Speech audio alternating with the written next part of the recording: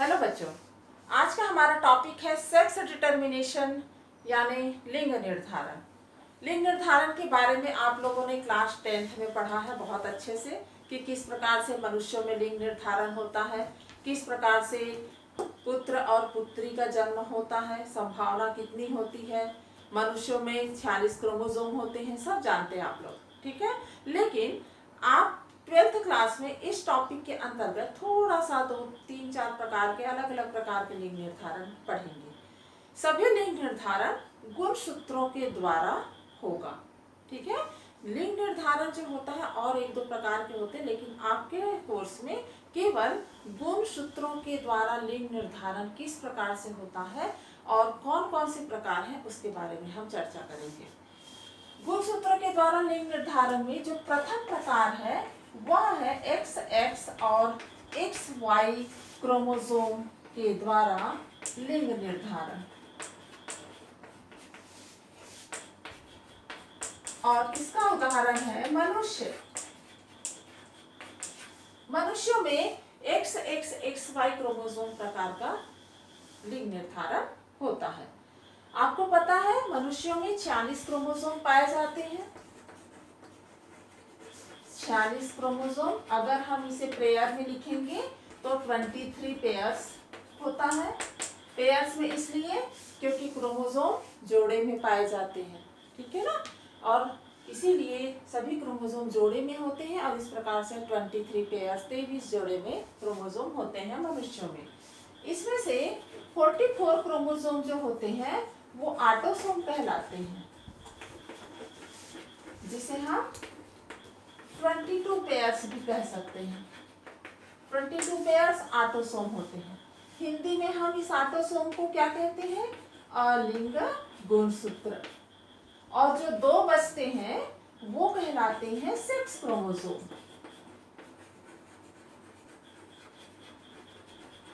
यानी 1 पेयर। इसको हम कहते हैं लिंग गुणसूत्र। ये जो 44 क्रोमोसोम ऑटोसोम है ये सब एक जैसे होते हैं, लेकिन ये जो 2 क्रोमोसोम है वो मेल और फीमेल में अलग अलग होंगे और इसी सेक्स क्रोमोसोम के आधार पर मेल और फीमेल में निर्धारण होता है कि वह मेल है या फीमेल है। मेल में होता है X और Y क्रोमोसोम, जबकि फीमेल में होता है X और X क्रोमोसोम, ठीक है। जब मेल और फीमेल के बीच फर्टिलाइजेशन होता है तो आपको पता है इनके पहले गैमेट बनते हैं। ये गैमेट बनेगा, X अलग हो जाएगा, गैमेट बनेगा। तो जब गैमेट बनते समय अलग अलग हो जाते हैं, क्रोमोसोम के जोड़े अलग अलग हो जाते हैं, तो गैमेट में X अलग हो जाएगा, Y अलग हो जाएगा और इधर ये दोनों X भी अलग अलग युग्मक बना लेते हैं।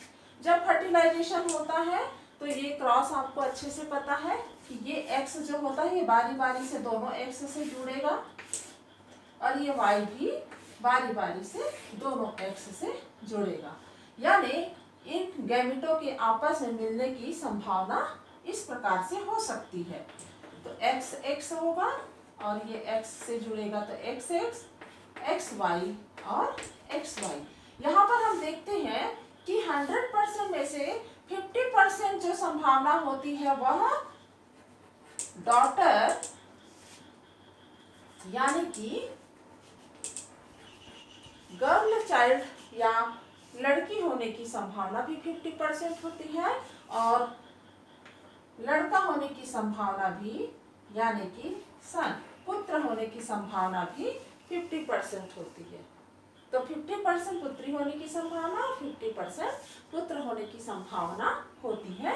और इस प्रकार का क्रोमोसोम के द्वारा जो सेक्स डिटर्मिनेशन होता है वो XXXY क्रोमोसोम लिंग निर्धारण कहलाता है और ये मनुष्यों में होता है। क्लियर? इसके बारे में आप सभी जानते हैं। अब हम देखते हैं दूसरे प्रकार का लिंग निर्धारण।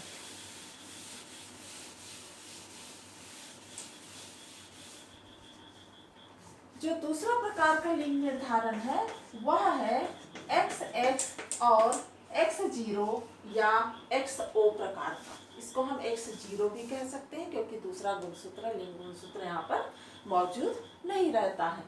ठीक है, तो इसे हम 0 भी कह सकते हैं। ये होता है कीटों में। कीटों में होता है जैसे टिड्डियां हैं, तिलचट्टा है, इनमें टिड्डी, तिलचट्टा ये इनका उदाहरण है लिंग निर्धारण विधि में। यहाँ पर भी हम देखते हैं कि जो XX और XO प्रकार के जो गुणसूत्र होते हैं, इन गुणसूत्रों में मेल और फीमेल, तो ये जो XX गुणसूत्र है वह मादा का होता है, फीमेल का। फीमेल में इस प्रकार के दो समान गुणसूत्र होते हैं, होमोजाइगस होते हैं, और मेल में X0।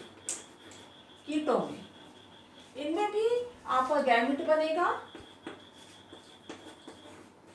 और ये जब आपस में निषेचन करेंगे, फर्टिलाइजेशन होगा, तो उसी प्रकार से होगा। ये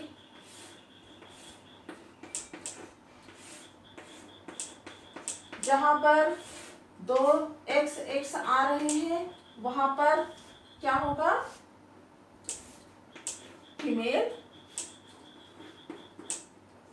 ये फीमेल कीट और ये मेल कीट। तो यहाँ पर भी हम देखते हैं 50% मेल और 50% फीमेल कीटों की उत्पत्ति की संभावना होती है। आपको यहाँ पर ध्यान में रखना है XX और XO प्रकार का लिंग निर्धारण कीटों में, टिड्डी तिलचट्टा में होता है। कभी कभी छोटे छोटे प्रश्न इस प्रकार से पूछे जा सकते हैं। तीसरा जो प्रकार हम देखेंगे वो है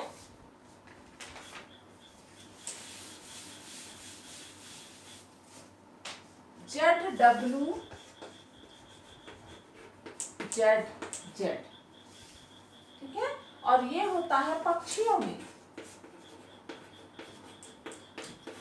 ये पक्षियों में भी होता है, साथ ही सरीसृप, रेप्टाइल्स और मछलियों में भी होता है। आप प्रकार और उदाहरण ध्यान में रखेंगे। तो ZW ZZ प्रकार का जो निर्धारण है, सेक्स डिटर्मिनेशन है, वो इसमें क्या विशेषता है? पक्षियों में इस प्रकार की इसमें विशेषता ये है, अभी तक हमने ये देखा XX और XY में भी हमने देखा कि जो XX सेक्स क्रोमोसोम था वो फीमेल में था, होमोजाइगस था, एक ही प्रकार के गुणसूत्र थे। कीटों में भी हमने देखा एक ही प्रकार के गुणसूत्र फीमेल में था, लेकिन ये भी फीमेल में था, ये भी फीमेल में। लेकिन यहाँ पर हम देखते हैं पक्षियों में जो सेक्स क्रोमोसोम होता है फीमेल में वो हेटेरोजाइगस होता है, अलग अलग प्रकार के होते हैं। तो यहाँ पर फीमेल में जो क्रोमोसोम होगा वह ZW सेक्स क्रोमोसोम होगा और मेल में होगा ZZ। ठीक है, सेम निर्धारण वैसे ही होगा, इस प्रकार से लिंग निर्धारण होगा, गैमेट बनेगा, सॉरी, इस प्रकार से गैमेट बनेगा। और गैमेट बनने के बाद में ये आपका अगर ZZ आया तो क्या बनेगा, मेल। ZZ आया तो भी मेल, ZW आया तो फीमेल और ZW आया तो भी फीमेल। 50% मेल और 50% फीमेल पक्षी बनने की संभावना अधिक होती है। तो यहाँ पर एक विशेष बात यह है कि मादा के पास में क्रोसेक्स क्रोमोसोम अलग अलग प्रकार के होते हैं, है ना। आप देख रहे हैं कि यदि फीमेल पक्षी उत्पन्न होने के लिए फीमेल का W क्रोमोसोम आना जरूरी है, तभी मेल और फीमेल में डिफरेंशिएट होता है या अंतर होता है। जिस प्रकार से मनुष्यों में XX और XY क्रोमोसोम में हम पढ़ते हैं कि जब Y क्रोमोसोम जहाँ पर जाएगा वहीं पर पुत्र उत्पन्न होने की संभावना होती, पुत्र उत्पन्न होता है। पक्षियों में हम यहाँ पर देखते हैं मादा के पास में अलग अलग गुणसूत्र हैं Z और W। तो W क्रोमोसोम जहाँ पर जाएगा वहां पर फीमेल पक्षी होने की संभावना होती है। तो ये 3 प्रकार की mail XX XY XX XO और XZW ZZ 3 प्रकार के, और किस में पाए जाते हैं? कीटों में, पक्षियों में, और मेल और फीमेल में कौन कौन से क्रोमोसोम होते हैं ये आपको ध्यान में रखना है। अब हम एक चौथा प्रकार पढ़ेंगे, हैप्लॉइड डिप्लॉइड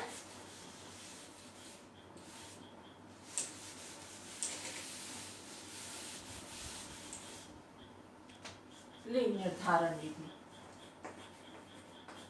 ये चौथा प्रकार है, हैप्लॉइड डिप्लॉइड।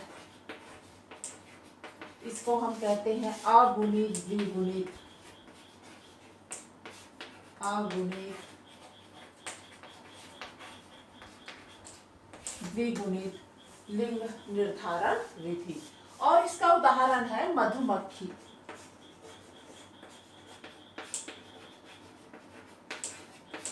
इसमें एक विशेष प्रकार का लिंग निर्धारण की हम क्रिया विधि पढ़ेंगे, ठीक है। तो मधुमक्खी में अगुणित द्विगुणित प्रकार का लिंग निर्धारण पाया जाता है मधुमक्खियों में। इसको समझने के लिए पहले हम ये जान लें कि मधुमक्खियां 3 प्रकार की होती हैं।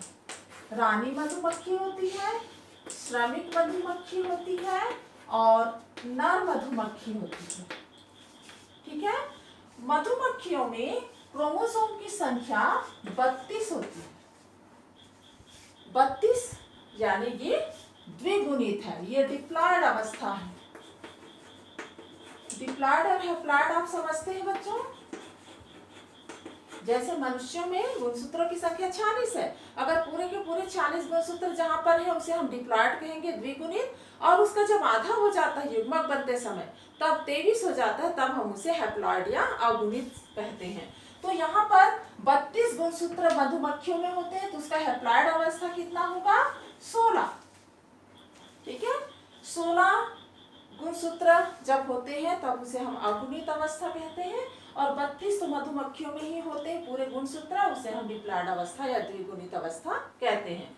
चलिए अब हम फिर से आते हैं। मधुमक्खियां 3 प्रकार की होती है, रानी मधुमक्खी, श्रमिक मधुमक्खी और नर मधुमक्खी।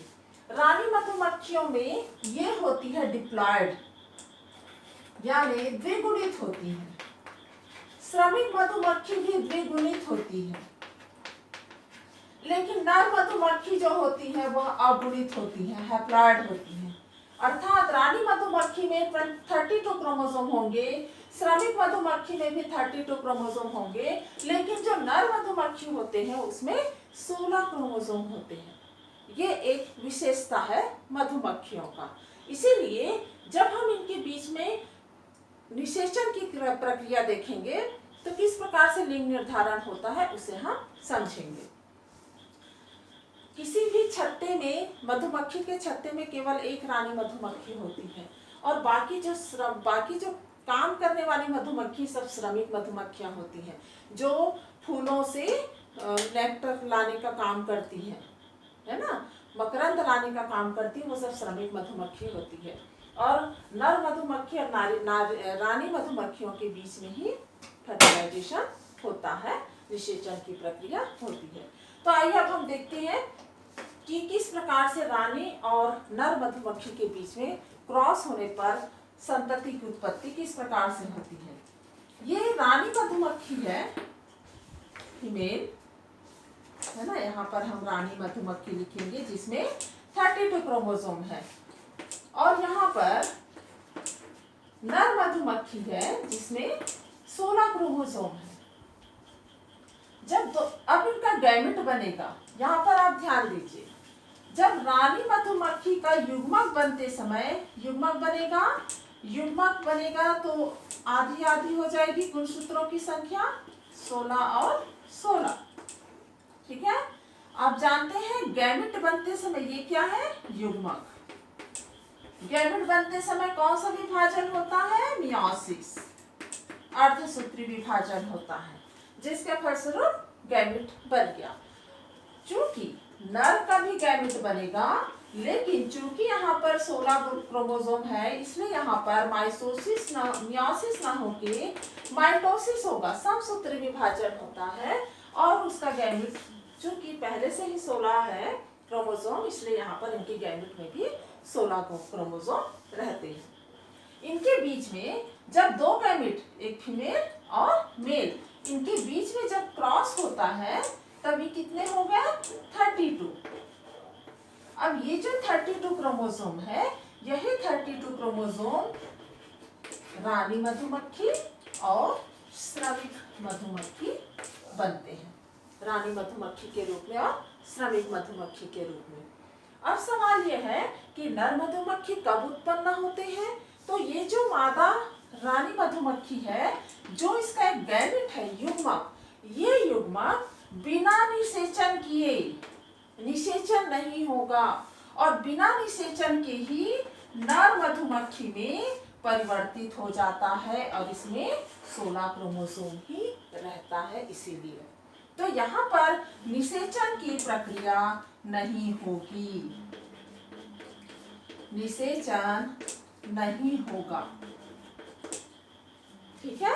यहाँ पर तो नर मधुमक्खी कहाँ से बन रही है? केवल मादा मधुमक्खी से। मादा मधुमक्खी का युग्मक बना मियोसिस के थ्रू, और एक युग्मक आप देख रहे हैं, अगर नर की युग्मक से क्रॉस कर लेता है तो 32 क्रोमोसोम वाले रानी और श्रमिक मधुमक्खी बन जाते हैं, जबकि एक युग्मक जो है बिना फर्टिलाइजेशन के ही नर मधुमक्खी में परिवर्तित हो जाता है और इस प्रकार नर मधुमक्खी की उत्पत्ति होती है और इसमें 16 क्रोमोसोम ही होते हैं, ठीक है।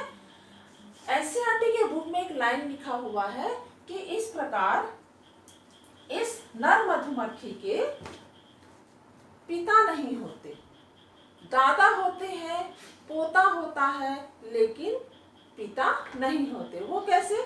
आप यहाँ पर देख रहे हैं, ये नर मधुमक्खी है, इसके पिता है ही नहीं। क्यों?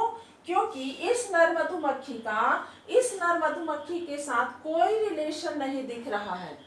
आप यहाँ पर देखिए, इनकी उत्पत्ति कैसे हुई? इस युग्मक से। ये युग्मक परिवर्तित हुआ नर में, और ये युग्मक कहाँ से आया? इस रानी मधुमक्खी से आया, और ये बिना किसी नर की युग्मक से कोई संपर्क नहीं है, और ये अपने ही आप ये युग्मक परिवर्तित होकर नर मधुमक्खी बना लेता है। तो इस प्रकार इस नर मधुमक्खी की माता है, लेकिन पिता नहीं होते। अब अगला लाइन लिखा है दादा और पोते होते। वो कैसे? अब मान लीजिए ये नर मधुमक्खी और ये रानी मधुमक्खी, इनके बीच में आप क्रॉस होता है तो फिर से यही सेम होगा। ये 16 नर और ये 32। फिर से ये 32 वाला क्या बनाएंगे? दो गैमेट बनाएंगे, 16 और 16, और ये अपना गैमेट नर वाला, ये क्रॉस करके रानी मधुमक्खी बना लेगा और ये परिवर्तित हो जाएगा नर में, ठीक है ना।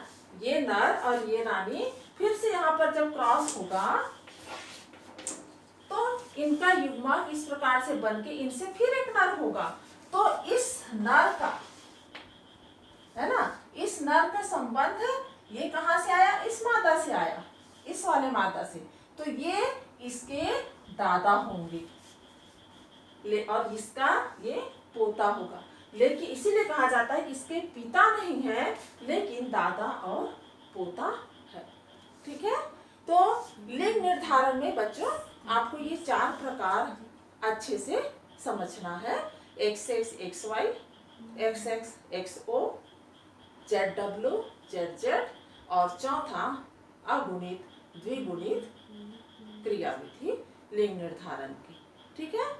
अब इसके बाद हमारे इस चैप्टर 5 में कुछ टॉपिक बच गए हैं, जैसे हम पढ़ेंगे म्यूटेशन, उत्परिवर्तन, और पेडिग्री एनालिसिस, वंशावली विश्लेषण, और मेंडली विकार और क्रोमोसोमी विकार के बारे में। बस हमारा इतना टॉपिक बचा हुआ है, 4 टॉपिक छोटे छोटे, और इसको हम अगली क्लास में देखते हैं।